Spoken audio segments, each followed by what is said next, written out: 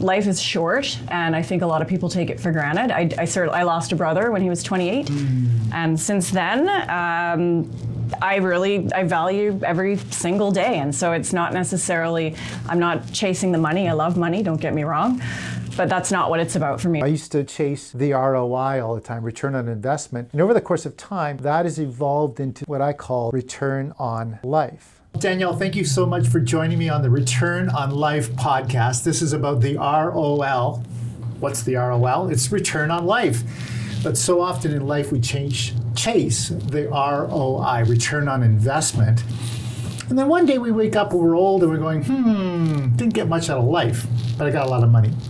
So return on life is about how do we do what we do? In this case, we're doing real estate. And how do we get the most out of what we do and get a return on life? So today, Danielle, I want to say thanks for being here. Thank you for having me. You're welcome. And for all those that are watching the podcast on Return on Life podcast, I've got Danielle Beausoleiu. By the way, I love saying that, Beausoleiu. I couldn't say it the first time I saw it. You're not the only one. It's butchered frequently. Butchered frequently. Yeah, Dyck never gets butchered. It does. My car pronounces it Dyck. Dyck, Dyck. So it's still. Anyways, so thank you for being on the podcast today. And do you want to share a little bit about what you do, how you do it? What's your main source of business when it comes to real estate?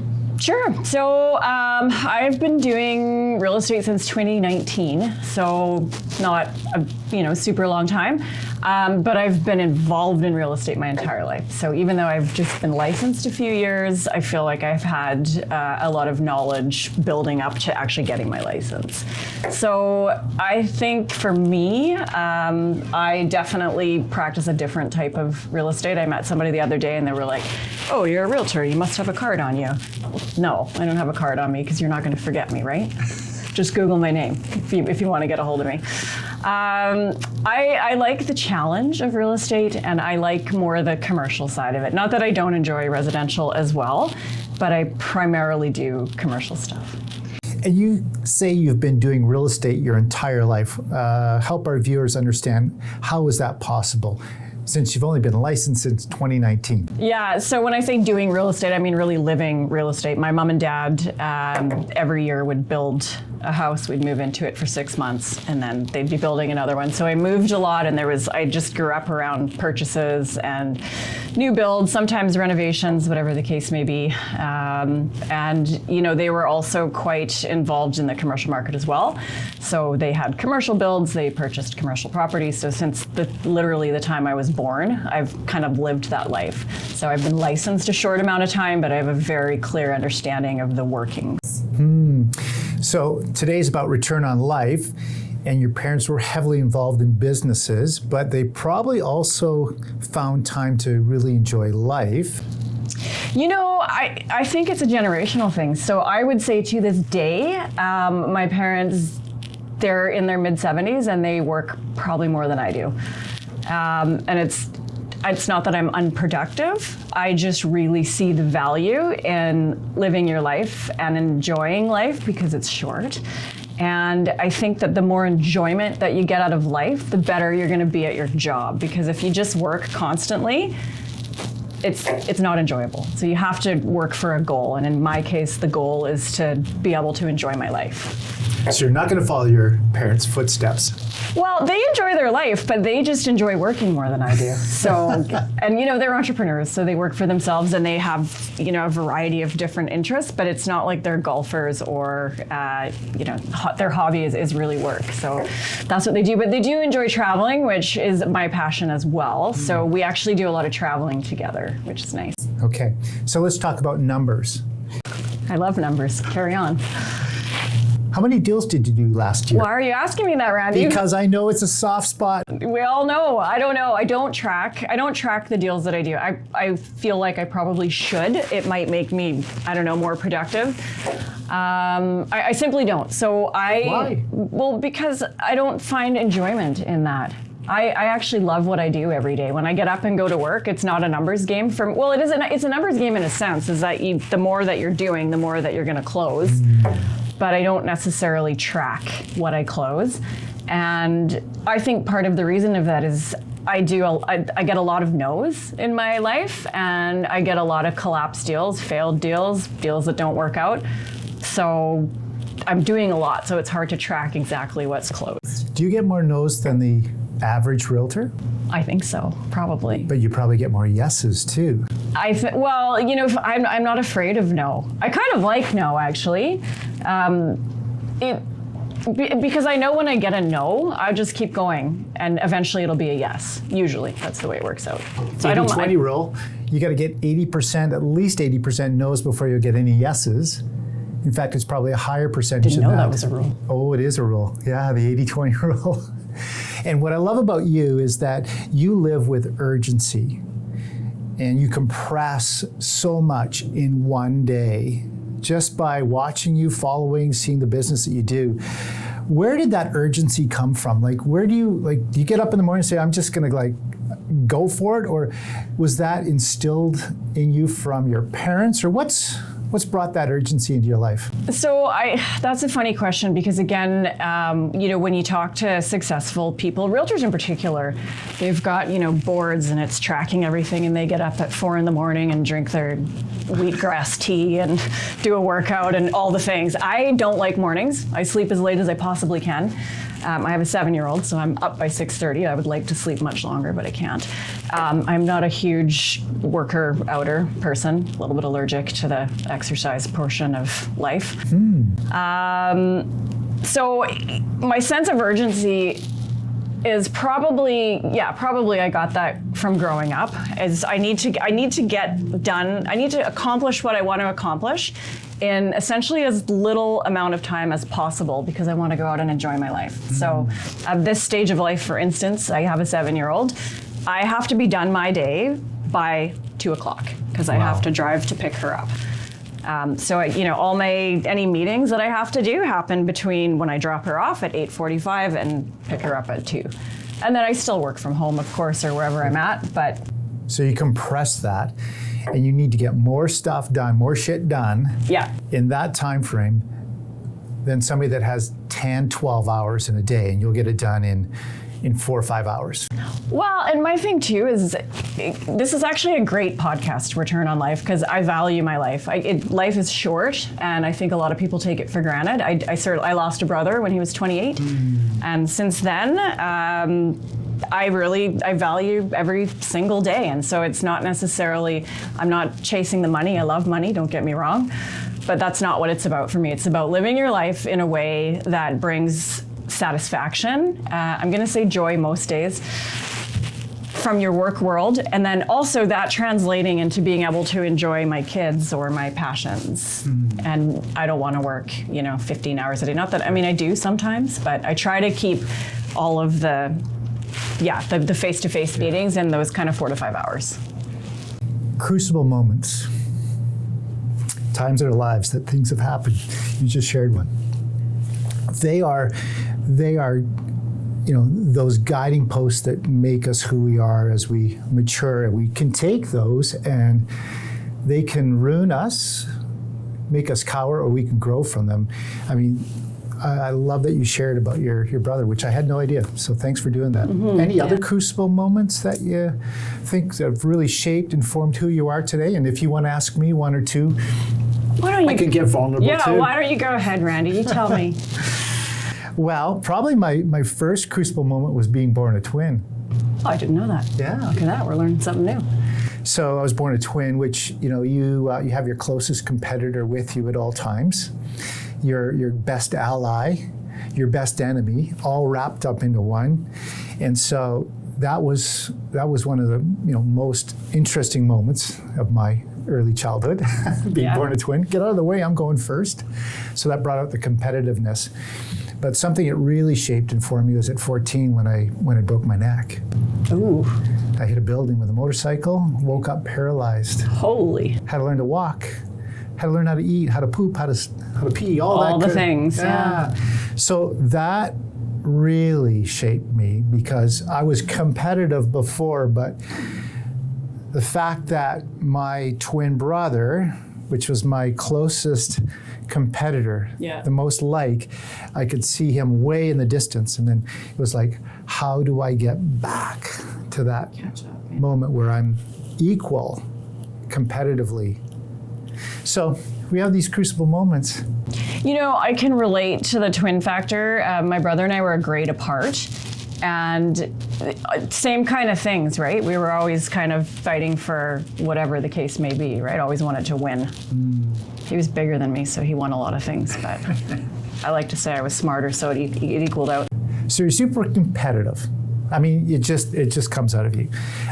When did you know how competitive you are or were, and what? Because we can be too competitive at times.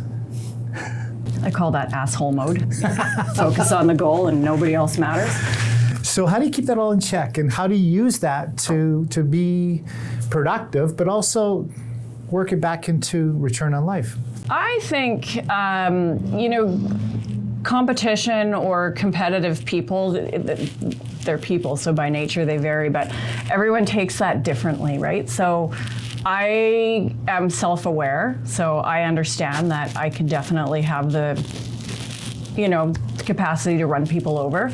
So as I've gotten older, and you know, being kind is important, and I want to include everybody, and I don't want to leave everyone or anyone feeling like I've walked all over them. And that definitely came with age, because when I was younger, I would just do it and then be like, oh, what happened back there?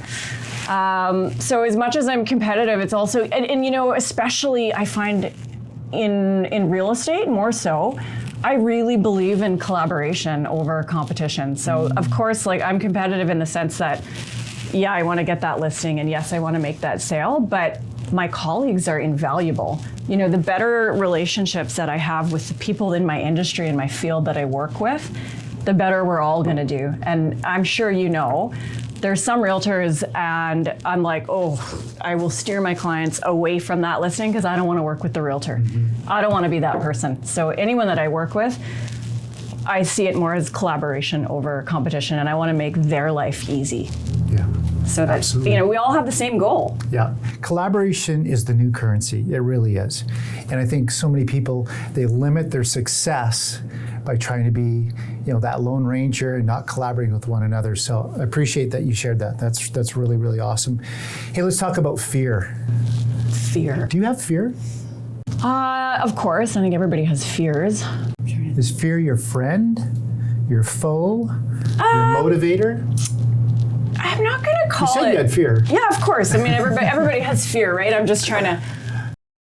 I mean, it's a good question. I don't know, friend, foe, motivator. I mean, it's probably I think it's probably all of those. It's a mixture of everything. Yeah, for sure. I mean, if we look at our entire lives, we've had probably every piece of that. But as we mature and we get to own fear, because fear can be a powerful motivator. It's always been for me. Fear of failure.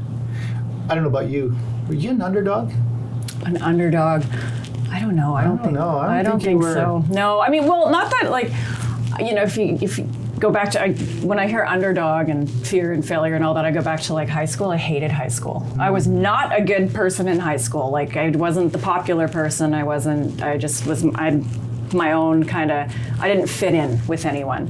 So in that sense, I guess, because then, you know, you get out of high school and you get into life, and that doesn't matter anymore. But when you're in that world, that is your world, right? So to not fit in, that's a fearful situation, something that needs to be overcome if you're going to be successful in life, right? You know, it's interesting. Who we are in high school is not who we are in life. Yet high school builds these people up into these superstars or these, you know, mega popular people. Yeah. But they end up not often being the real people in the real life. And well, because it's a bubble, right? It's not reality. Yeah. Right? When you get into real life, you need to collaborate and be kind to people. And Do you have any friends from high school still? I do, actually. So she was my best friend in high school, and then, you know, I went on with my life, and I left Chilliwack and traveled and went to university, lived in the States for a while, did all that. And when I came back, we're still, I'm doing a fundraising dinner that you very generously donated to, so thank you for that. You're welcome. She's going to MC it, and she is a fantastic performer, so she probably will incorporate, we have a band that's going to be there. I'm sure she'll sing some songs as well, so Still in Nice. touch with her, and she's a very, very generous, kind person, and that's probably the only person from high school that I still hang out with on a regular basis, but certainly can appreciate sort of what that experience brought, and the fact that, actually it's funny, so we're talking about high school. I don't know why we're talking about high school, it's so long ago. You started it. And she was digging deep. right. Yeah, so she was not very nice to me in high school, and I didn't at the end I don't even know what it was about, but I couldn't forgive her for years and years, and she kept saying Danielle, you gotta let this go. I'm sorry. It literally took me a couple of years. Finally, I'm like, okay, I'm over it. I mean, I was in my 30s. Okay, I'm over it. We can be friends. It's awesome. Speaking of getting over it, a wise man told me, in the moment, we always feel when it's not going right. We're at an appointment. We're with friends. It's not going right. With my wife, it's not going right. In that moment, stop. Hey, can we start over? Reset instantly. So, here's my advice to you. Just ask for a reset. Can we start over? Yeah, it worked. It worked itself out. But yeah, it's good advice. Even in appointments, I've found it to be very helpful. But anyways, this is your podcast, Return on Life. Success is about proximity of power in most cases. We have more success when we're in the right room, with the right people. The right room, what does that right room look like for Danielle? So, it's a good question, and I've actually put a lot of thought into something similar to that very recently. So, for me, that is not my comfort zone to walk into a room full of people No. Oh, it's absolutely not. I'm shy. People don't believe it, but I am. I see you're laughing. I like that. So that, you talk about fear, me walking into a room of people I don't know is anxiety provoking. I can't stand it. I hate it. Wow. And so I would not have thought. Nobody thinks that. I know people just think I'm stuck up or I'm snobby because I have to get over my anxiety and then do whatever I'm going to do. But I have a goal in mind. So when I walk in, I'm I scan the room, and anyone that I don't know, I'll make sure that I know them by the end of the night. But just very recently, in the last few months, I've decided it's not worth it for me. And I don't need to do that anymore. So I'm just not going to do that. I've got lots of contacts and connections, and I'm busy. And of course, I want new business, but it's not worth, if you talk about a return on life, it's not worth the personal cost for whatever the professional gain may or may not be. Okay. I like that. Got any big ideas? I have tons of big ideas. But what's your biggest idea? Pertaining to what? Work? Anything. Life? I don't know. I mean, return on life, work, anything that you've done in the past that, wow, that was kind of an idea. Getting my real estate license. Okay. That's worked out very well. Who helped you with that? So let me tell you, Randy, you yourself included, every single person I talked to, so my plan was I had orthopedic clinics and I didn't want to do it anymore. So I thought, well, I'm going to sell those. Didn't want to leave Chilliwack. I don't take direction very well. What am I going to do? I got to pay my bills. What am I going to do? Okay, well, I'll go into real estate. I didn't just want to do residential. I wanted to focus primarily on commercial because that's where my interests lie. You included, I don't know if I mentioned it, I'll mention it again. Every single person I talked to said, she thinks she wants to be commercial. She doesn't. And that that was a motivator, I guess, is having everybody say oh no, she can't, she won't, she doesn't understand it, she doesn't know what she's talking about. That for me was a big kind of motivator and a big idea, right? Because my goal was to get a return on life. I absolutely love my lifestyle. I love living in Chilliwack. I love the community that I have there, my friends, my family. I did not want to leave. So real estate license was the vehicle to maintain that lifestyle. Right. So despite the very many people that said, no, don't do it, that was a big idea, and I think I've done okay. Awesome. So passion is real estate, but you had a real passion for chasing the commercial side of real estate, which is not, it's a boys club. Oh, it sure is. And in Chilliwack, it's even more a boys club. Sure is. So good on you for pushing through and finding your passion. Listen to this great podcast on passion. And everybody says, follow your passion, follow your passion. And so then they follow their passion, but they never succeed. But they follow their passion because there's some billionaire up on stage saying, follow your passion. Well, was his passion really a passion, or was it a passion now because he's a billionaire? Yeah, right? A passion to make the money. So, we have to do the hard things in order to really understand if it's a passion. Yeah, no, I would concur with that 100%. Yeah. Well, so, go ahead. People often ask, so I have an 18-year-old boy, and they're like, oh, is he going to follow the family in real estate? And I'm like, is that following the family? I've been doing it for a couple of years. But, he's a funny kid because he is so diplomatic. So you're like, oh, Nick, you should do this. And he'll be like, yeah, I'll take that under consideration. And then he'll go do whatever he wants to do. And so for him, it's not real estate. I've suggested it, like, hey, you might want to try it. And he's like, zero interest in that. I don't know where I was going with that, but anyway. And he is now in Europe. Is that right? He's in France, yeah. France. Yeah. What's he doing in France? So he has done a Rotary Exchange, which is a year-long program. If I don't know if anyone watches these things, because you're pretty interesting. I don't have too much to say. If you don't know about the Rotary Youth Exchange, look into it. By the way, you're more interesting than you think. If you don't know about Rotary Youth Exchange, look into it. It is a fantastic opportunity if you have kids that are sort of like 14 to 17, 18 age range. It provides like the opportunity of a lifetime is an understatement. So he's been there for about 9 months, I guess, and he'll be home in July. So he'll complete just about a year there. And, you talk about return on life. This kid, so he worked really hard. He graduated a year early. So he's in France at high school, but it doesn't count for anything. And he literally he was at a ski in, ski out chalet in the Italian Alps. He did a 10-day tour around France with a bunch of other kids. Like I could talk forever about all the things that he's done. So wow, that's what he's doing there. Wow. Yeah, it's great. Huh. Apple doesn't fall too far from the tree, I guess, eh?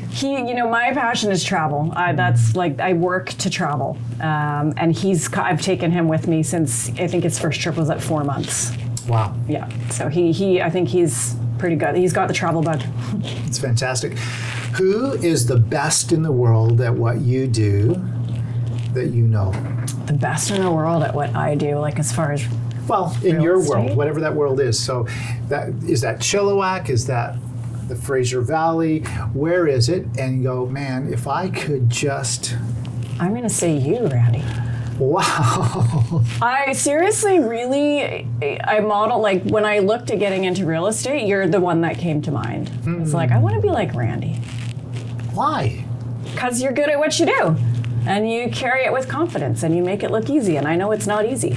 And you stuck with me you stick in my mind because I had just opened up my very first clinic.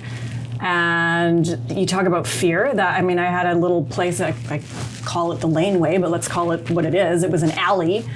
And, open up my door for business. I had gone back to school for a couple years to get my certification. And here I am with my life saved, living in a basement suite because I couldn't afford to do both. So I thought I'm going to open this business.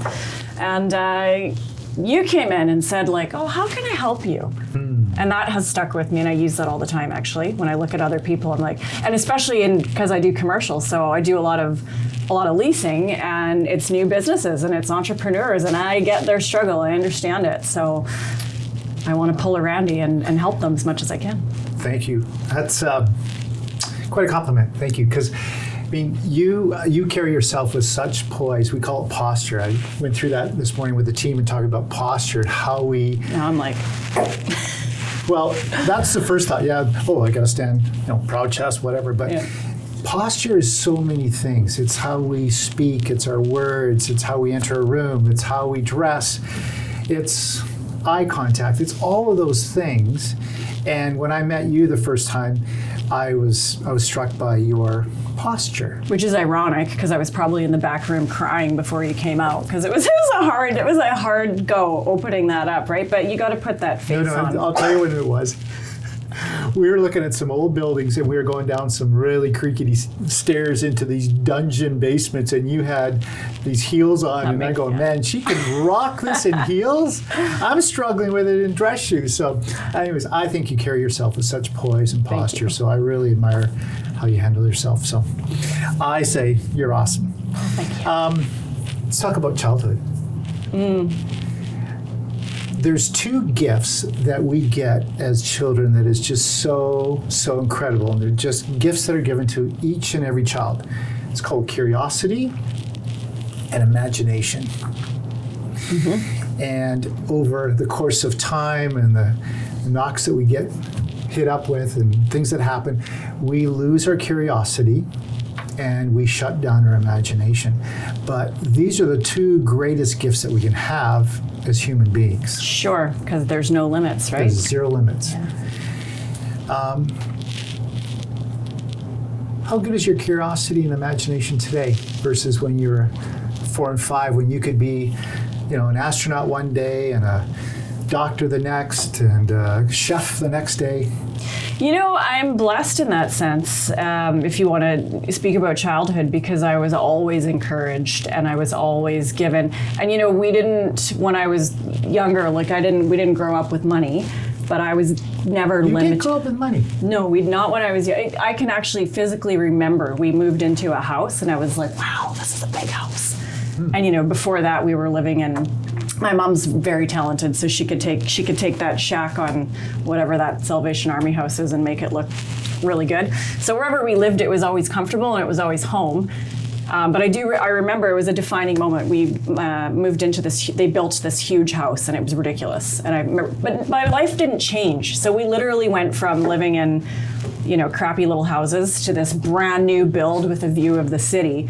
But nothing changed. I always felt like I had everything, even when, we didn't. So, and I think for me, just that growing up that way, you realize that you're really not limited. So whatever you can dream or desire, you can find a way to make that happen. Right. Absolutely. Desire, being coachable, and then you got to go and do the work. But you put those three things together and you're unstoppable. Unstoppable. Yeah, I would agree with that. Well, let's wind this down, unless you want more to share. No, I think I've chatted a whole lot about me. One life, one legacy. I'm going to ask one more question. One life, one legacy. This is something that I think is really important. It is something that's similar to return on life. So one life, we have one life. Yep. And we have one legacy. One day, we're not going to be here. Yeah. And for me, that is such a driver for me that I get one opportunity to share a little piece of who Randy is and what are the people saying behind my back about me and what is the legacy I'm going to leave. What do you think of that? Is that too heavy? No, not at all. I mean, I think it's a complex topic in the sense that I don't think there's a human being out there that says, I want to leave a legacy of bitterness and meanness and people hurt behind me. Nobody says that. And I think how we go about leaving that legacy, everyone does it in a different way, but I know that I tend to have a very positive outlook. But for me, I want to leave a legacy of, my kids, I describe one as very kind and one as very capable. If I had one word to describe them, not that they don't encompass a whole bunch of other things, but that's what I would like to leave as my legacy, kindness and encouragement so that people can get whatever it is they want to get done while still taking into consideration all the people around them and lifting others up. So, at night when I go to sleep and I say a prayer for my kids, I always say, let them be kind and let them be encouraging. And I think that if they do that, then that's gonna come back to them in life, right? Great answer. Great answer. Love that. Okay, speed round. What do you do to let your hair down? What do I do to let my hair down? I mean, I guess travel. That's my go-to. I literally, if you were like, hey, you want to go to Cache Creek? I'd be like, yeah, I'm in. Let's go. Let's check it out. So daily, you'd have this decision on a daily basis. I'm always planning what I'm gonna do. So COVID for me, like I actually loved COVID. I know it's weird, but man, I was living my best life. It was great. But I booked like a million trips. I was just sitting there like booking, and I had to. A lot of them got canceled because COVID kept going. But when the restrictions were finally lifted, like I've done a lot. I've been everywhere, which is great. But I'm like maybe slow it down a bit because I did book a lot. Okay, sticking with travel, a city that you could go to and spend 1 year, what would that city be? You know, everybody asks me what's your favorite place you've been? And my answer to that question is it doesn't matter because there's so much more to see. And the answer to your question is I could literally live anywhere. I could live anywhere because I would just make it my own and figure it out. And I just love the different cultures and people and traditions and customs. And if it's just a year, then. Okay. Audible or book? Oh, book. Book. Yeah. Okay. Text, phone? Text. I hate the phone. Don't phone me. Face to face? I prefer text. Okay, text it is. I'll text you from now on. I've been doing video text with you a couple times. What do you think of that? Oh, that's okay. Yeah, I can do that. It's not intrusive, right? Like it's good. I laugh. Okay. Okay, favorite band? Oh, I don't know. I like country music. Country girl. Okay. Which country band? I don't have a favorite. There's lots of talented people out there, right? Okay, this is a trick question. If you were a scratch and sniff sticker, what would it be? A Sour Patch Kid. A Sour Patch Kid. Yeah. Okay. A little harsh, a little sweet. Good. All balance. It's all about balance. Balance. Awesome. Hey, thanks for being an amazing guest on Return on Life podcast. You're awesome. I appreciate your answers. And it's been great. All right. Thanks for having me. Thanks, Danielle. Yeah.